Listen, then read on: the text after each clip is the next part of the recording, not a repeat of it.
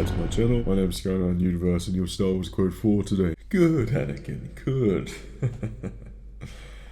Kill him. So like I said, we're just going to separate each of these episodes and jump straight into this reaction for episode 2 of season 3, the final episode of Bad Batch. If we're just to have a recap for literally 1 second, they're in the facility, Crosshairs and Omega are talking to each other, they're trying to hide the DNA of Omega.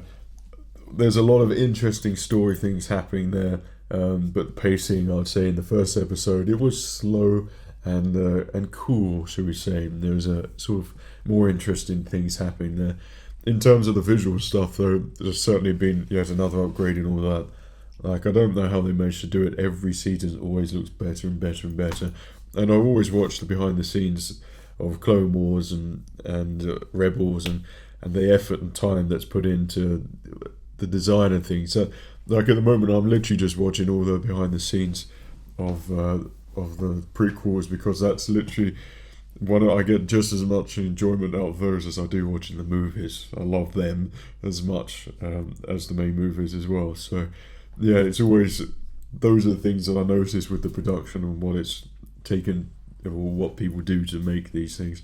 And looking at visually again, all the sound, it's just, it always, that's what I love with, you know, Dave Filoni and this sort of stuff, is that there's always that effort and upgrade and making things even more realistic and world building. This is what I love with Bad Batch and Clone Wars and Rebels, is that you can create whatever worlds you want. So whereas in the live action, they're sort of hindered a little bit, perhaps with costs, perhaps with laziness, I don't know, perhaps with vision, but with an animation, you can always, you know, your imagination could be free to create very interesting Star Warsy locations.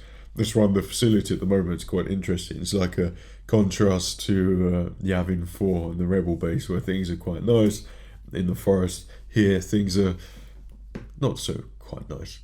But yeah, let's jump straight in. And if I were to predict anything here, quite difficult really. Are we going to see Hunter? We must see Hunter, Wrecker and Echo. They must be conceiving a plan of some sort. One thing which I hope, which seems to be a recurring trend, there's a name for this, but it's like, you need something, so you have to, when someone's got it, but you have to go on their mission to then acquire that thing. I know they did that at the start with Sid and being mercenaries or whatever those doing, bounty hunters, and then you do those sort of jobs to get credits to live. But I think the story now, there's been so much of that in Star Wars, like even The Mandalorian, it handled that aspect there as well. So yeah, hopefully it sort of progresses from that and you don't really have that in this episode, because now I sort of think that's starting to feel a bit like borderline filler episodes when you get something like that. A bit like in The Rise of Skywalker when they had the MacGuffin thing, you know, and it holds it up to the Death Star, and you think, well, it's nothing like that at all. That's something else. But yeah, I hope that this is more of them conceiving a plan, an escape plan, to just take Omega out as quick as possible. And hopefully we find a little bit more about the facility and what about Omega, like why she's there, and also Crosshairs coming out as well. That would be pretty awesome. Let's watch. I do love that you don't see any sequel elements in there now. That of course is a great bonus for me.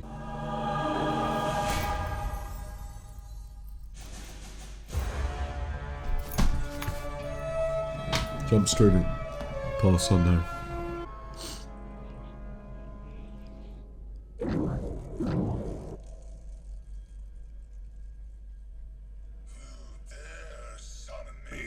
Question my loyalty.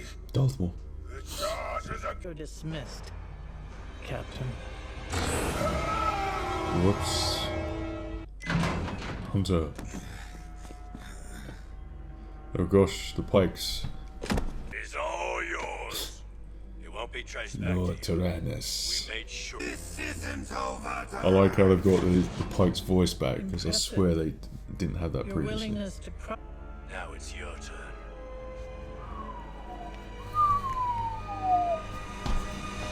Don't do it.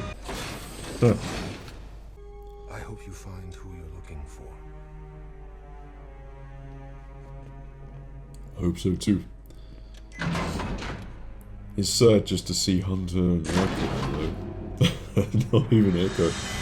Can he bother to come join? That was a great start. That was very Star Wars-esque. I'm not making her wait another day. That's awesome. We know something lurks in the woods. So it's a monster episode it is then. Sometimes things are just that important. Freeze! Drop your weapons.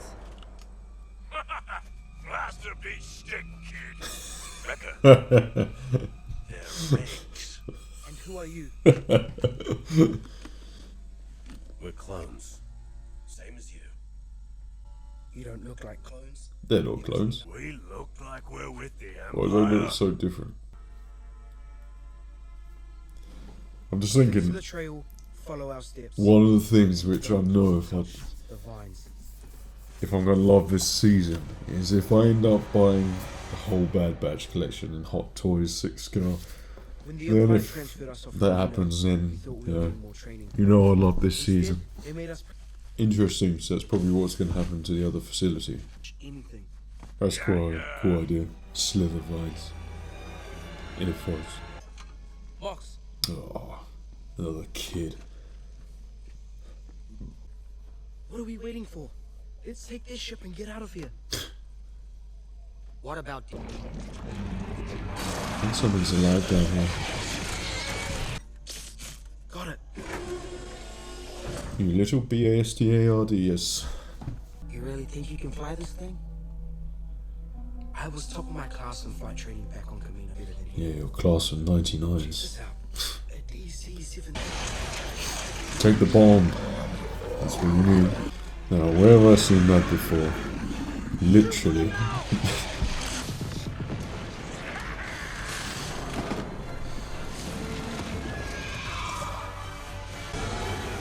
Oh, a successful mission. Expanded the Bad Batch squad. New recruits. An island. There are good people there. Is this Tsunami Island? Well, there we go. Well, there we go. The thing is, to start the episode where it's with the Horn people, like, that felt so... Something you'd see in Clone Wars is, like, cool expansion of the universe, and I love that sort of stuff, like, where it's... Like, the Slavers, all those episodes from the Zygerians in the Clone Wars, that was always a great episode and really cool and interesting, and all the characters there. And when you see new worlds like that, that's what I love with Bad Batch, and they seem to always like make it seem really Star Warsy and interesting, and that was a really great start for that episode. And it's so great to see Hunter and Echo, but just Hunter and Echo, Hunter and Wrecker. But seeing them together, it's almost, you know, it's quite sad. There's only literally two of them left. Like Echo's obviously with Rex, Crosshair's obviously captured with Amiga. Amiga's not there, and Tech. We're just going to go to the assumption that he's okay. In my mind, Tech's okay. But yeah, that episode, it was a cool idea with the base already being destroyed. And obviously it's not going to be easy to find, you know, Amiga straight away. It's going to be very well hidden anyway. But yeah, the fact that he said at the end there, oh, we've got a lot of space to cover, makes me think, oh, there's going to be lots of people then asking for favours for them to do that for in return to get information or something like that. I don't know. But there's a lot of interesting things still to happen at the base, I feel, and development there. I'd like Crosshairs and Amiga to sort of escape by themselves, but then, you know, Hunter and Echo, why do I keep saying Echo? Hunter and Wrecker turn up, hopefully with Echo and Tech, to then, you know, do the final part of the breakup sort of thing, breakout. That'd be really good. I get why they're trying to like separate the episodes. They are smaller, but that would have fit fine on the other episode. Tonally, maybe not, but I feel like it could have just been, you know, an episode where it focuses on Omega and Crosshairs and this and Bad Batch, so it sort of keeps the action going in the first episode, because you've got to, you know, if you didn't know Bad Batch, then you know this is the sort of stuff they do. That's what you would expect.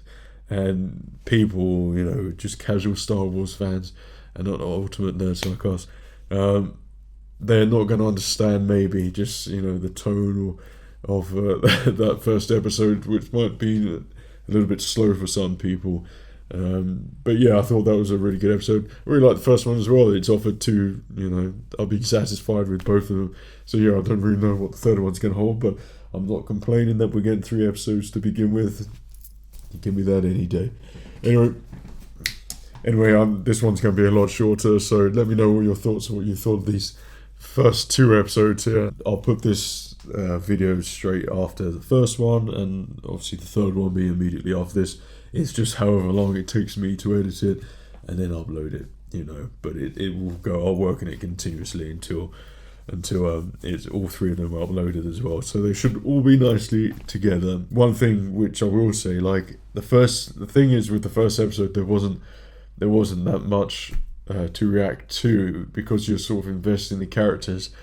You know, when it comes to Star Wars reactions, we always like those big moments, you know, and harkening back to things I love, and yeah, I mean, there's a lot of Star Wars news to talk about as well, like with the Mandalorian movie and how that magically got announced to perhaps take your mind off other things. I don't know, but yeah, a lot of other Star Wars movies which seem to be, don't know what's going on, and series, don't know what's going on. They sort of disappeared. But something I do know that is true, which I think is going to be Ahsoka season 2. That's definitely going to be made, and this Bad Batch is obviously confirmed. But the other ones, Acolyte and was there another one? Skeleton Crew.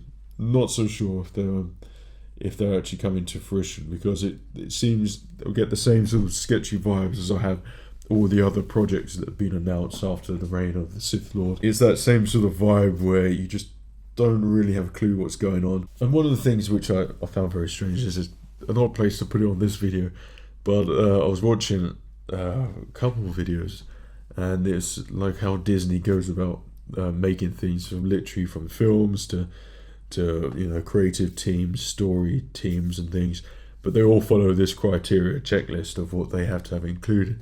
And it's something that I knew a thing like that existed, but I couldn't believe it when I saw it. And the things that they have to include there, it's completely devoid of acquiring talented people for the sake of their talent for certain projects, but it's more so a process to get people who fall under a criteria, which I think is absolutely insane. And I think a lot of that, when I saw that, and then it's things that I've suspected, like with some of the Star Wars series as well, and you can tell that thing's been implemented and it's not for the sake of the story. And there's that thing in there which I don't think Bad Batch is touched by that as much. So there's always that apprehension that I have when there's watching Star Wars projects, because knowing that, of course, Lucasfilm falls under Disney, and knowing how Disney make things and knowing how they're running things at the moment, which is just goddamn abysmal, I'd say.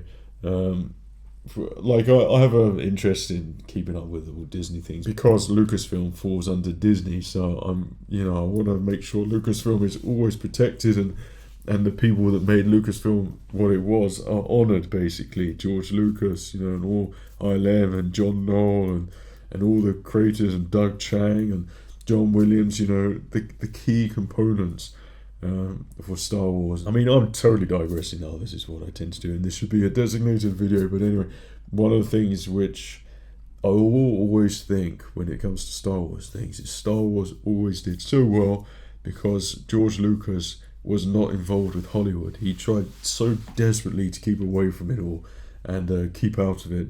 And that's why his films always stood completely different from what actually came out at the time. And he did something almost the complete opposite, and look what we got, Star Wars. And that sort of thing where you're not part of that machine, you're not a cog in it. You can be creative and do your own things, so you don't fall under the checklists and things and of what a company wants. You are not fully dedicated to a certain franchise. You know, just think one person or group or team of people who literally, they don't really care that much about a certain franchise. It's, you know, what bodes for one bodes for all of them, you know, and that's terrible. That literally is terrible. So yeah, there's a lot of Disney interest for me, but I'm always sort of, when I'm watching Bad Batch, I'm sort of studying these things and sort of seeing how these, or wondering how these things are getting made and how much creative control Dave Filoni has in this, and if he can keep his story as he intended as opposed to following like a Disney checklist or something like that. So yeah, it's of great interest to me. But anyway, that's a complete digression. And I hope you enjoyed this reaction. So take care of yourself, and remember, the Force will be with you always.